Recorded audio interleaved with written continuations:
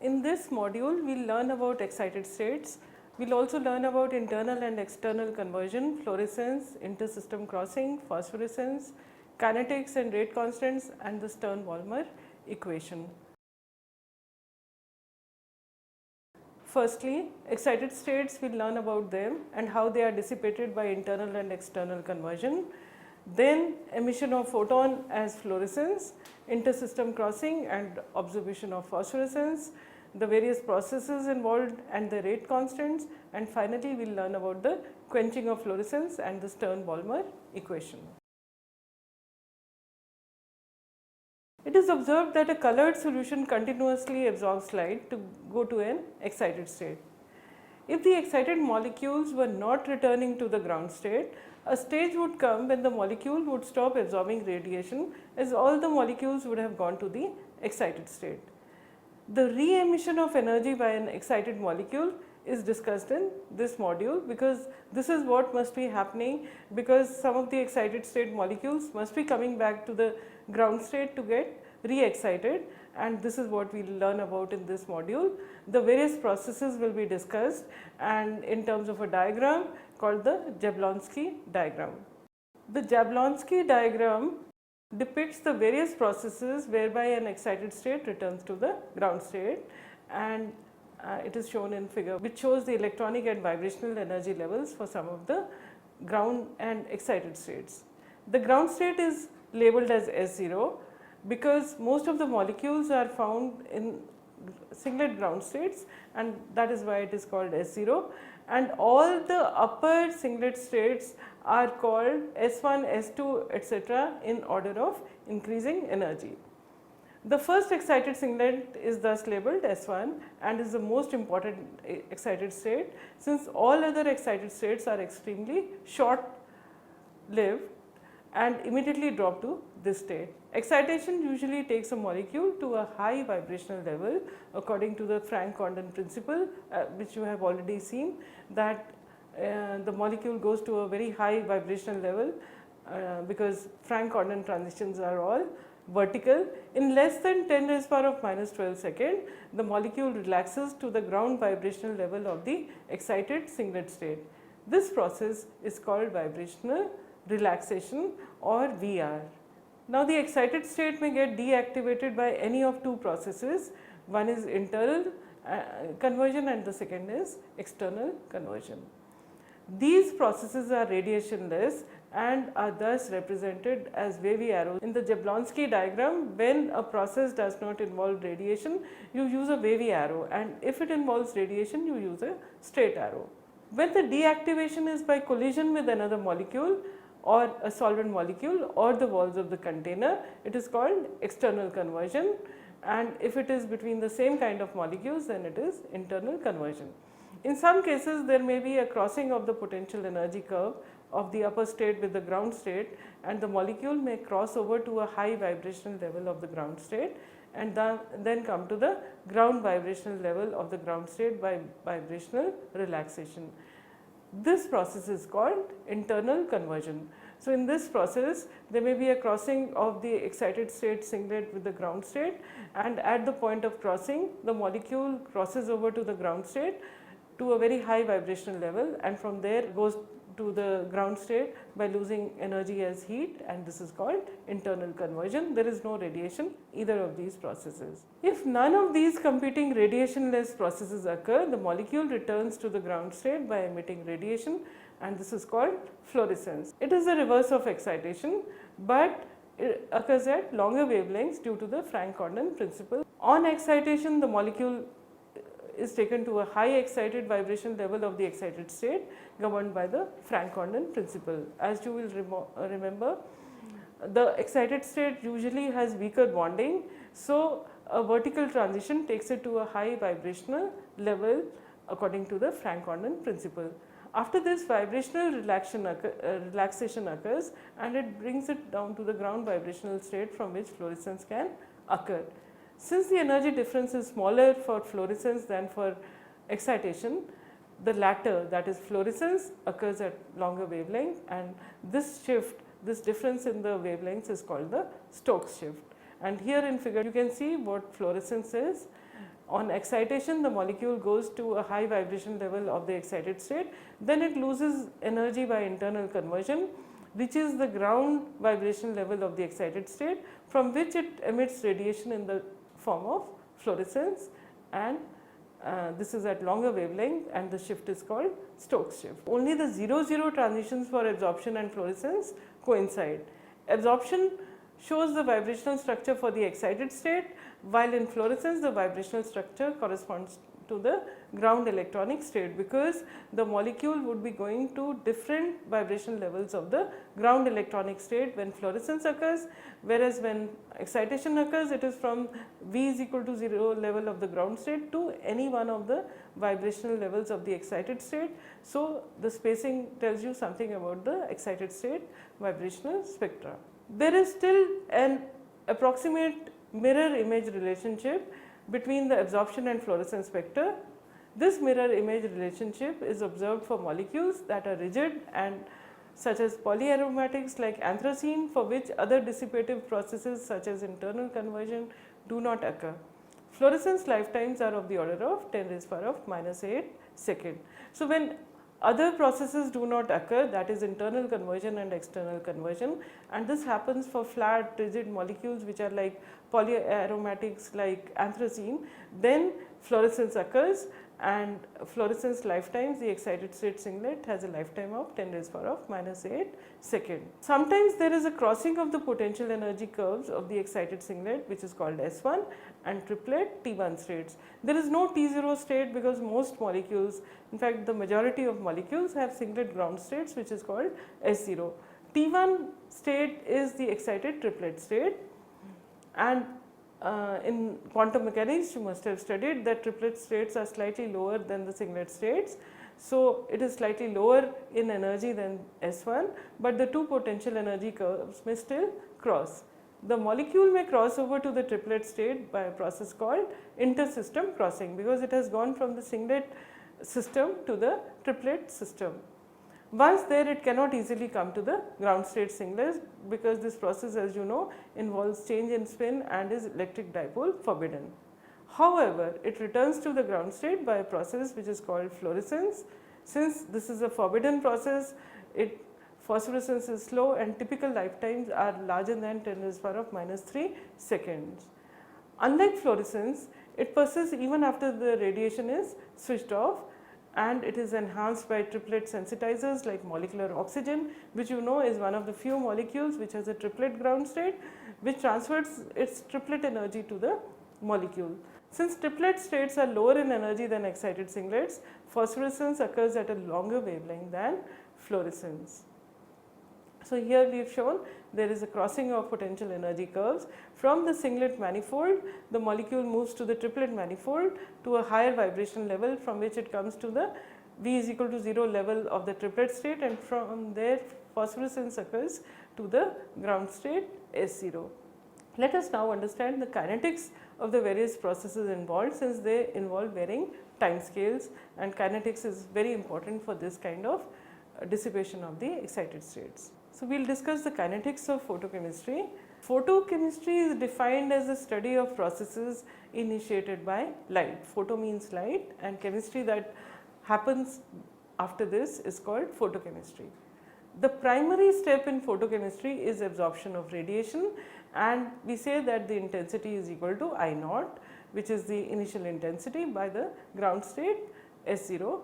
The only process that deactivates the excited state is fluorescence. The following two processes occur. The first one is S0 plus h nu of absorption, and with an intensity IA it goes to S1, and then S1 undergoes fluorescence with an intensity IF, giving you S0 back plus h nu, the frequency of fluorescence nu f.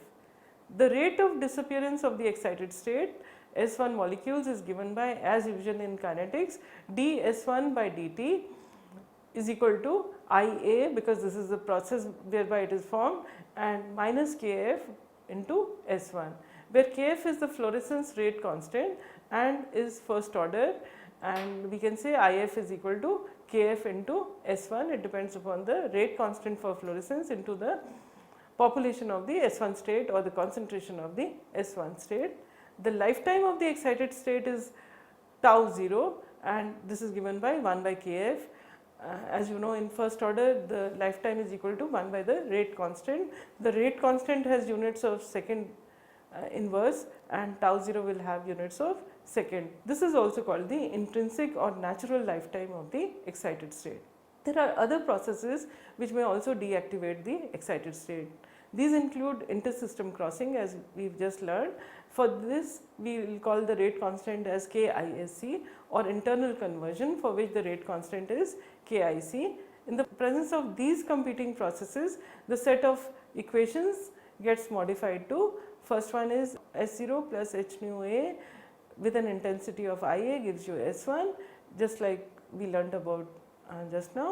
S1 then with an intensity IF emits radiation and goes back to S0 and emits radiation of frequency nu f. So, the energy is equal to h nu f, and then S1 undergoes inter-system crossing with the rate constant of KISC to go to T1, and from there with an intensity of given by IP for phosphorescence, it comes back to S0 plus h nu p, where nu p is the frequency for phosphorescence, and then finally S1 undergoes internal conversion to come to S0. So, as in kinetics we apply the steady state approximation for the excited state S1, because that is short lived. We know that it has a lifetime of around 10 raised to the power of minus 8 seconds.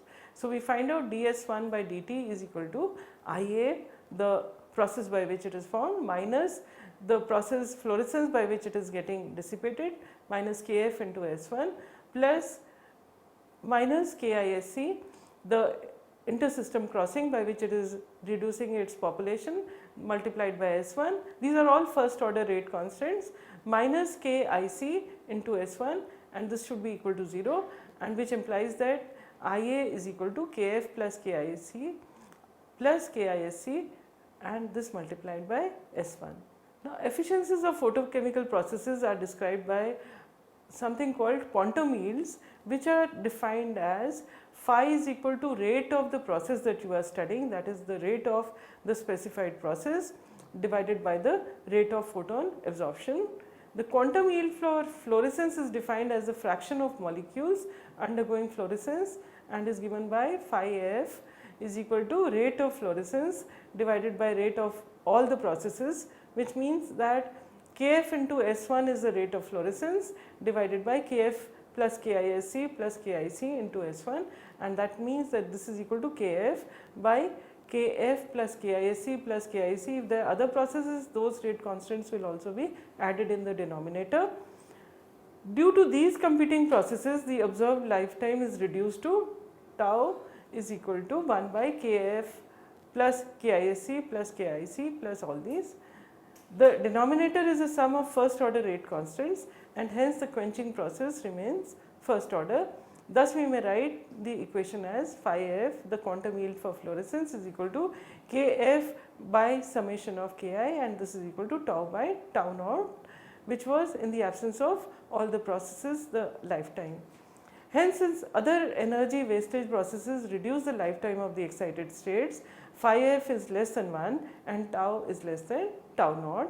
The lifetime tau is related to the intrinsic or natural lifetime by tau is equal to tau naught into phi f, and the quantum yield is always smaller than 1. Besides these processes, quenching of fluorescence may also occur due to external molecules, as we had just noted with the walls of the container, with other solvent molecules or any other molecules. For example, dissolved oxygen promotes intersystem crossing and increases phosphorescence.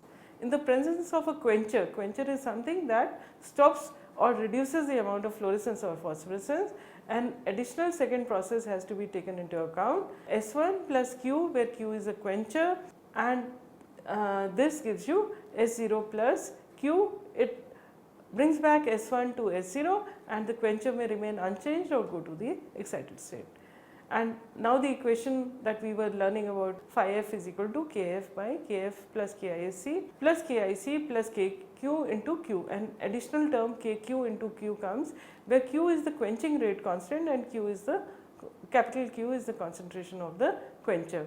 If we designate the quantum yield in the absence of quencher as phi f naught, we may write phi f naught by phi f by doing some mathematical manipulation. We get is equal to 1 plus kq into q, concentration of the quencher, divided by kf plus kisc plus kic, and this is usually written as 1 plus capital Ksv into the concentration of the quencher. This is called the Stern-Volmer equation, and Ksv, the capital Ksv that we have talked about, is the Stern-Volmer constant, and from this equation you can see that it is equal to kq by kf plus kisc plus kic, and this is equal to kq into tau.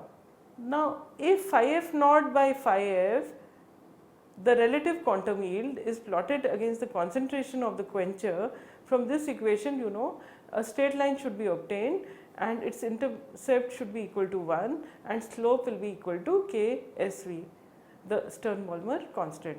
The relative quantum yield can be replaced by the relative fluorescence intensity. Instead of that, you can use this also, and which is If naught by If, and this is easily measured by fluorimeters, spectrophlorimeters, etc.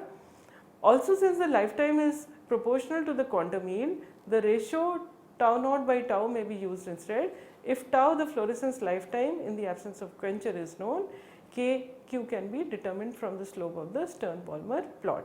The lifetime can be easily measured by observing the first order rate of decay of the excited state. Since the fluorescence intensity is proportional to the excited state concentration, a plot of log, natural log of If versus time gives a straight line with slope minus k, where k is the combined rate constant of all the processes and is the reciprocal of the lifetime tau. Larger the value of kq, more efficient is the quencher. Thus, among the halide ions, the quenching efficiency increases as chloride is less than bromide is less than iodide. And in figure, we have shown the Stern-Volmer plot for the measured data on the quenching of fluorescence of riboflavin dissolved in 0.02 molar acetic acid by halide ions. For this, the value of Ksv obtained is 6.3 decimeter cube per mole for quenching by chloride ions. The literature value of tau is 5 nanosecond. This gives a value of 6.3 decimeter cube per mole into 5 into 10 raised power of minus 9 second is equal to 1.3 into 10 raised power of 9 decimeter cube per mole per second for kq. It is a second order rate constant, and you see that the slopes are different. Iodide has the largest slope. Finally, a summary of what we learnt in this module. Excited states lose their excess energy by various ways. Radiationless processes are internal and external conversion. If the molecule survives these processes, it may undergo fluorescence. If the excited state has a long lifetime, it may undergo intersystem crossing to a triplet state. From here, it may undergo phosphorescence. All these processes are first order processes. An external molecule may also quench fluorescence. Since this involves collision, it is a second order process. The quenching of fluorescence is given by the Stern-Volmer equation.